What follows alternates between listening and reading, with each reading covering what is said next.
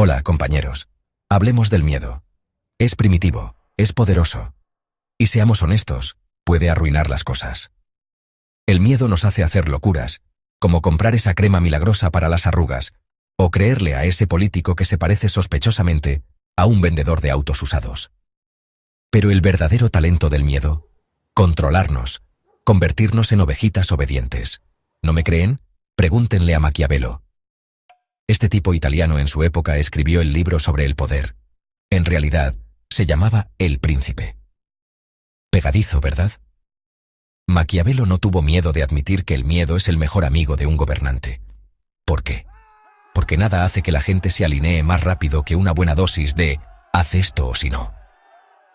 Quédense, amigos, porque nos vamos a sumergir en el retorcido mundo del miedo y la obediencia, y créanme, se va a poner serio. Rebobinemos a la Italia del siglo XVI por un segundo. Imagínense esto: ciudades-estado luchando entre sí, el Papa lanzando indirectas como si fuera agua bendita, y en medio de todo, este tipo, Nicolás Maquiavelo, viendo cómo se desarrollaba el caos.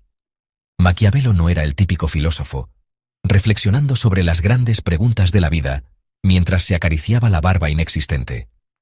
No, este tipo se centraba en los aspectos prácticos del poder. Vio cómo los gobernantes subían y bajaban, cómo las promesas se rompían como espaguetis baratos, y cómo el miedo, amigos míos, el miedo era la única constante en el Juego de Tronos. Así que Maquiavelo, siendo el tipo práctico que era, decidió escribir una pequeña guía para aspirantes a gobernantes, una especie de «el poder para damis», por así decirlo.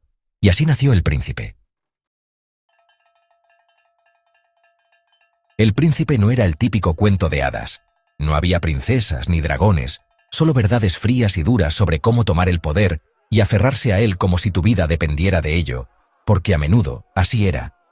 Y una de las mayores conclusiones de Maquiavelo: el miedo triunfa sobre el amor siempre. Ahora, antes de que piensen que Maquiavelo era una especie de monstruo hambriento de poder, escúchenlo. No estaba diciendo que los gobernantes debían ser crueles por diversión. Aunque seamos realistas, algunos definitivamente lo eran. Su punto era que el amor es voluble. La gente se deja influenciar fácilmente por las promesas y las adulaciones, pero el miedo es un motivador mucho más confiable. Mantiene a la gente bajo control, previene rebeliones y asegura que todos se mantengan firmemente en el camino de la obediencia.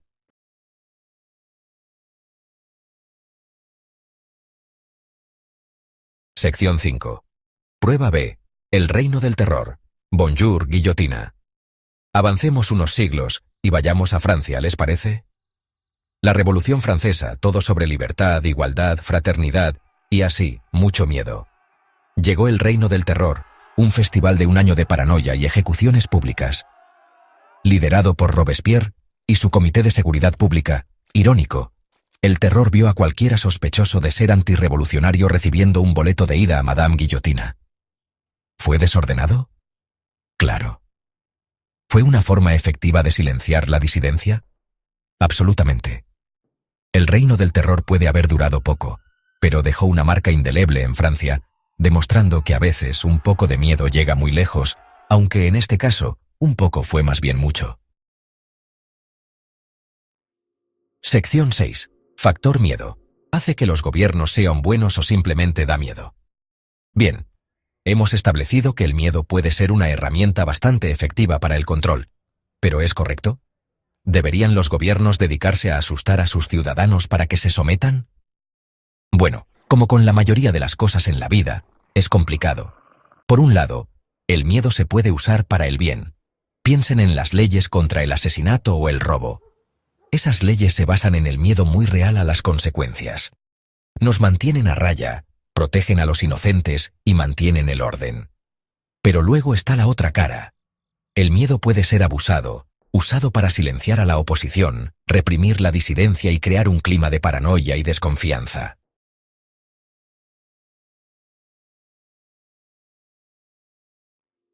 Sección 8. El miedo. Hoy, del clickbait al cambio climático. Y la peor parte.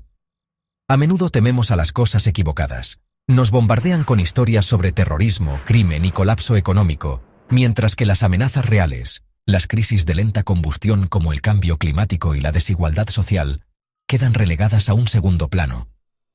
¿Por qué? Porque el miedo vende, obtiene clics, gana elecciones y nos mantiene distraídos, divididos y, lo más importante, obedientes. Estamos tan ocupados preocupándonos por el monstruo imaginario que no nos damos cuenta de que la casa está en llamas.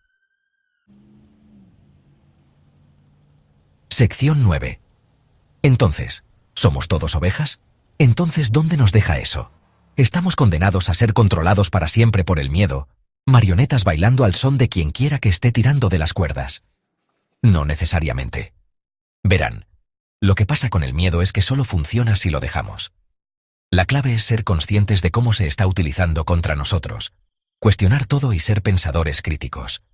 No crean todo lo que leen o escuchan, especialmente si está diseñado para asustarlos. Piensen por sí mismos, desafíen el status quo y no tengan miedo de cuestionar la autoridad. Porque lo único que debemos temer, como dice el dicho, es al miedo mismo. Y tal vez también a las arañas. Esas cosas son aterradoras.